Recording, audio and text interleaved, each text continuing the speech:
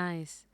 ಚಿನ್ನ, ಈ ಮಧ್ಯ ಇಷ್ಟೆಲ್ಲ ಮೆಡಲ್ ತೊಗೊಂಡಿದ್ಯಾ ನೋಡಿ, ನಿಂದೆಲ್ಲ ಮೆಡಲ್ಸ್ಗಳೆಲ್ಲ ಹಾಕಿದ್ದೀವಿ. ಮತ್ತು ಅಲ್ಲಿ ನೋಡು, ಲಿಮ್ಕಾ ಬುಕ್ ಆಫ್ ರೆಕಾರ್ಡ್ಸಲ್ಲಿ ಒಂದು ನ್ಯಾಷನಲ್ ರೆಕಾರ್ಡೇ ಇದೆ ಅಲ್ವಾ, youngest to get a medal in the national level ಅಂತ ವುಶು ಸ್ಪೋರ್ಟಲ್ಲಿ.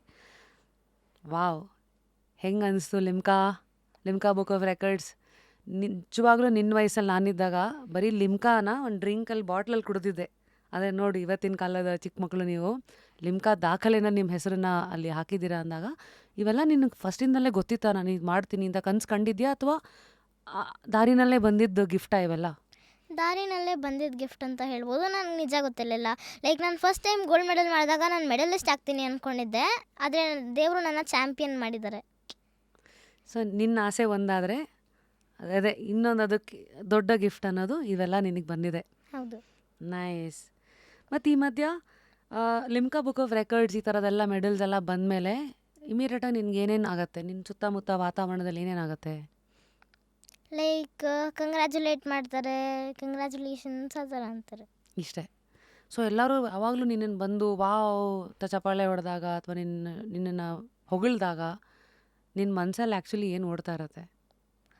ನಾನು ಲೈಕ್ ಖುಷಿ ಆಗುತ್ತೆ ನನಗೆ, ಮತ್ತು ಥ್ಯಾಂಕ್ ಯು ಹೇಳ್ತೀನಿ ದೇವ್ರಿಗೆ, ಎಲ್ಲ ನಿಮ್ಮಿಂದ ಆಗಿದ್ದು ಅಂತ. How sweet. I am so impressed. ಅಂದರೆ ಈ ವಯಸ್ಸಲ್ಲೇ, ಏಕೆಂದರೆ ಅದು ಒಂದು ಈಗೋ ಬಂದ್ಬಿಡುತ್ತೆ, ನೋಡೋದ್ಯಾ ನಾನು ನನ್ನ ಬಿಟ್ಟರೆ ಇಲ್ಲ ನನ್ನಿಂದ ಅಂತ. ಸೊ ನೀನು ಇವಾಗಿಂದಲೇ ನಾನೇನಿಲ್ಲ ದೇವ್ರು ಮಾಡಿಸಿದ್ದು ಅಂತ ಯೋಚನೆ ಮಾಡ್ತೀಯಲ್ಲ, ಹೇಗೋ ಅಪ್ಪ ಅಮ್ಮ ಹೇಳಿದ್ದಾರೆ ಹಾಗಾಗಿ ಅದನ್ನೇ ತೊಗೊಂಡಿದ್ಯಾ. Very nice. ರಾಜ್ಯೋತ್ಸವ ಪ್ರಶಸ್ತಿ ತೊಗೊಂಡ್ಯಲ್ಲ, ನಿಂಗೆ ರಾಜ್ಯೋತ್ಸವ ಪ್ರಶಸ್ತಿ ಬಂದಿದೆ ಅಂತ ಯಾರು ಹೇಳಿದ್ರು? ಅಪ್ಪ. ಸೊ ಅವತ್ತೇನಾಯ್ತು ಮನೆಯಲ್ಲಿ? ಅಮ್ಮ ಕಂಗ್ರ್ಯಾಚುಲೇಟ್ ಮಾಡಿದ್ರು, ಮತ್ತು ಖುಷಿ ಆಯಿತು ಎಲ್ಲರಿಗೂ.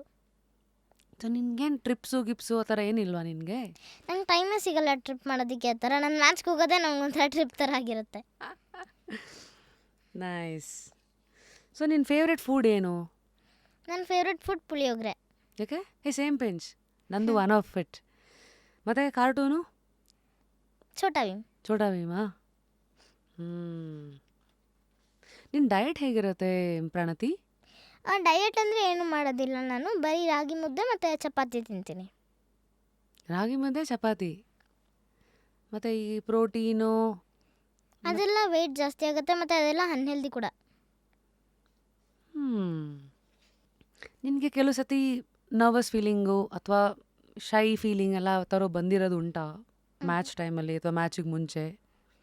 ಇಲ್ಲ, ಯಾವತ್ತೂ ಇದುವರೆಗೂ ನಿಂಗೆ ನರ್ವಸ್ ಫೀಲಿಂಗೇ ಬಂದಿಲ್ವಾ? ವಾವ್.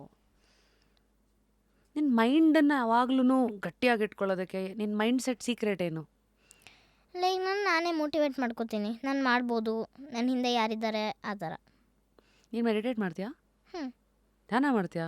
ಧ್ಯಾನ ಅಂದರೆ ಸ್ಕೂಲಲ್ಲಿ ಮಾಡಿಸಿದಾಗ ಮಾಡ್ತೀನಿ, ಇಲ್ಲಾಂದರೆ ಮಾಡಲ್ಲ. ದಿನ ಆ ಥರ ಏನಿಲ್ಲ, ಪ್ರಾಕ್ಟೀಸೇ ಬರೀ ಅಷ್ಟೇ? ದಿನ ಶ್ಲೋಕ ಓದ್ತೀನಿ ಅಷ್ಟೇ. ಯಾವ ಶ್ಲೋಕ? ಆಂಜನೇಯ ಸ್ವಾಮಿ ಹನುಮಾನ್ ಚಾಲೀಸ ಓದ್ತೀನಿ. ಅದೇನಾ? ಎಸತಿ ಓದ್ತ್ಯಾ, ಹೇಳ್ಕೊತ್ಯಾ? ದಿನಕ್ಕೆ 1 ಸತಿ ಓದ್ತೀನಿ.